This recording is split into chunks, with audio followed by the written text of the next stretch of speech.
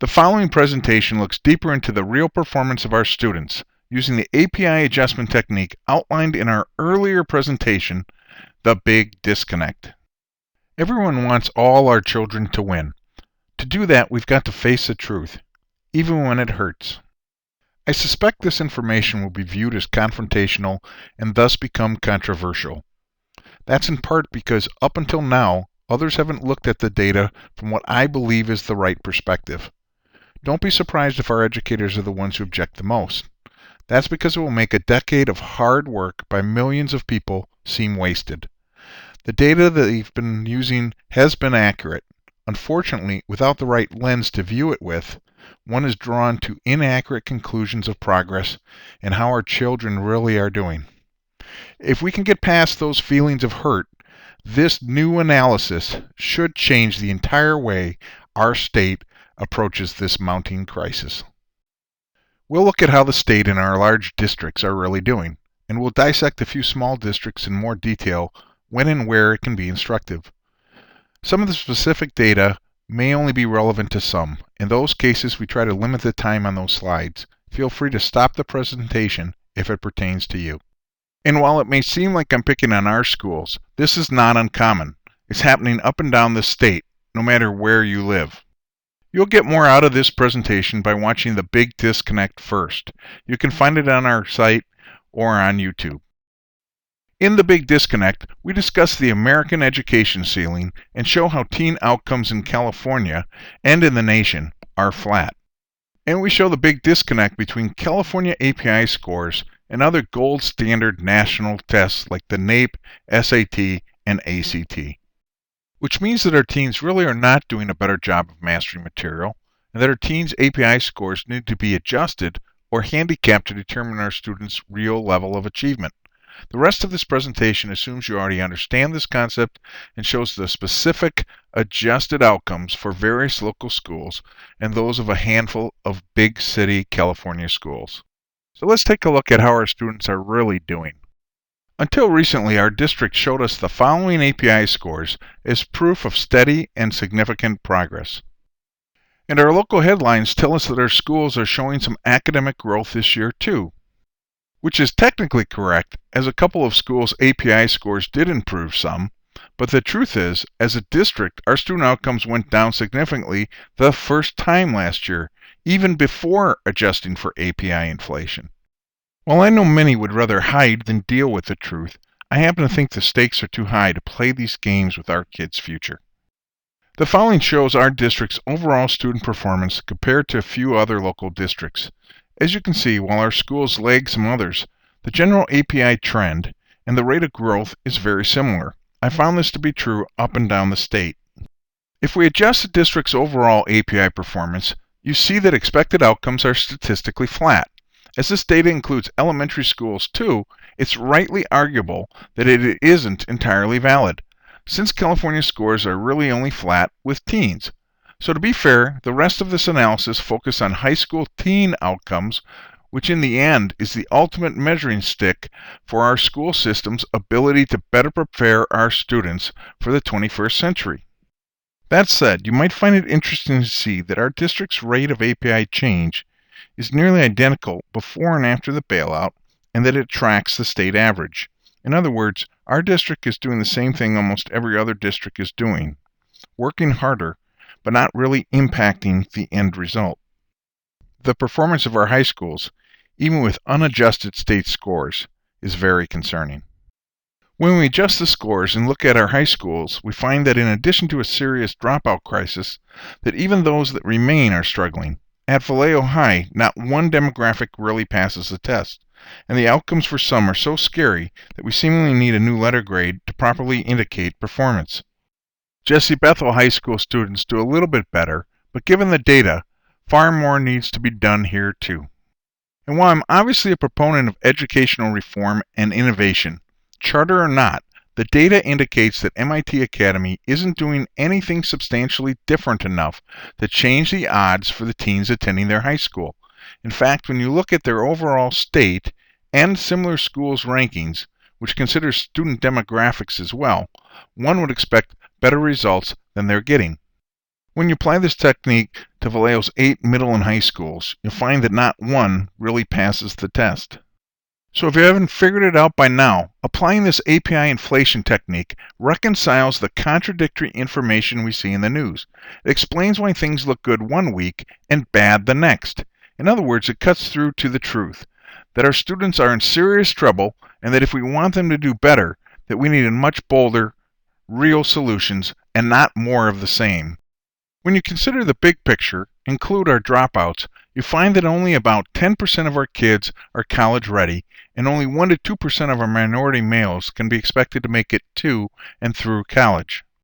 And that means that 80 to 90% of our students are not prepared enough leaving high school for college or career. If this information makes you want to move to a place with, quote, better schools, I suggest you keep watching. You'll find that Fairfield's Armijo High doesn't do any better, and that Fairfield High School's outcomes are similar to Jesse Bethel's.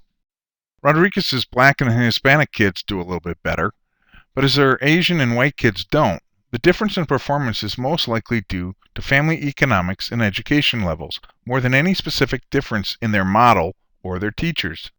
American Canyon's new high school is too new to show any trends, but if you look at their starting points, you're not seeing any marked difference. Fannin High School does better than the others, but it has far fewer low-income and ESL students. That said, they probably are worth looking into, not only because of their better overall scores, but also because they rank near the top in both overall and similar school rankings. It appears as though Fannin is doing a very good job, especially considering they are on a traditional schedule. That said, their performance still doesn't meet the level of many of the winning charters I've seen who get better results with schools full of traditionally more challenging students. When we look at Napa High, we see normal levels of performance for their white students, and a little better performance with Hispanic teens. What's interesting is the new plateau these teens seem to achieve going back to 2005. Maybe there's something there worth learning. Student outcomes at New Tech High, Napa's often praised charter high school, are relatively flat. While their experience may be better and more desirable for some, white student test performance is at normal levels, and only their Hispanic kids perform above those in other schools. Looking at their data closer, it's likely due to the fact that only 10% of their kids are English learners, even though 40% of the school are Hispanic. In other words, it appears as though their school has many multi-generational Hispanics who nationally perform at or near the same level as whites. Contrary to popular opinion, Benicia High outcomes are not noticeably better when you consider their low numbers of poor kids and the fact that less than 2% of their school is ESL students. In fact, if you look close, you'll see their performance drop to new plateaus around 2005 and 6. I will explain why in a minute. Vacaville High, another perceived better school, performs essentially at the same level as Jesse Bethel High School. I'm not trying to suggest that either performance is acceptable, merely the perception does not match reality. And like Benicia, you see falling test scores beginning around 2006. I believe the reason for their overall drop in student outcomes is the change in demographics and socioeconomics of their student bodies beginning around 2005, which is quite possibly a result of the 4,000 to 5,000 students who migrated to other school districts after VCUSD's bailout. Another mistake people make when comparing APIs is to only look at the raw score and assume a higher scoring school is staffed with great teachers and run better. It may simply be that the students that make up that school come from better circumstances and are better prepared. I contend that you need to look at a school's absolute rank as well as its similar schools rank. As you can see, some schools have lower absolute ranks, but rank high compared to schools with similar demographics. And some schools that do well on the absolute scale do poorly when compared to similar schools. It may be that a school with a higher similar schools rank has better teachers and is run better than a school with a lower similar schools rank, even if the latter has a better API score or absolute rank. If we head south and look at West Contra Costa Unified, who believes they are transforming their district, and first look at the unadjusted scores of Richmond and Kennedy High Schools, we see that both are failing their students, no matter how you look at it. When we adjust the scores of these high schools and focus on their real performance, We find that their outcomes are so bad that we need to add letter grades of G, H, and I to properly categorize their performance. I'm sorry, but these teens are effectively unhireable. This is completely insufficient. It's time to change this. This is why these communities have no jobs and live in poverty. As one final data point, let's look how San Jose, the state's highest performing urban district, and Oakland, California's most improved district, are doing at improving teen outcomes. As a district, San Jose has reached the state's API goal of 800, but really hasn't made any progress narrowing achievement gaps. But, as you can see, while some of their high schools perform better than others, none are really improving teen outcomes or breaking through socioeconomic and ESL barriers. Overall, Oakland Unified's API scores have improved more than any other urban district. And they are the only district I've seen whose overall scores would have improved statistically, even when adjusted. Unfortunately, when you look at the real outcomes of their teens, their outcomes haven't improved. Looking at a couple of their largest high schools by themselves, you find that none of the school's subgroups was really passing the test, and their Black and Hispanic kids were really performing at a very disappointingly low level.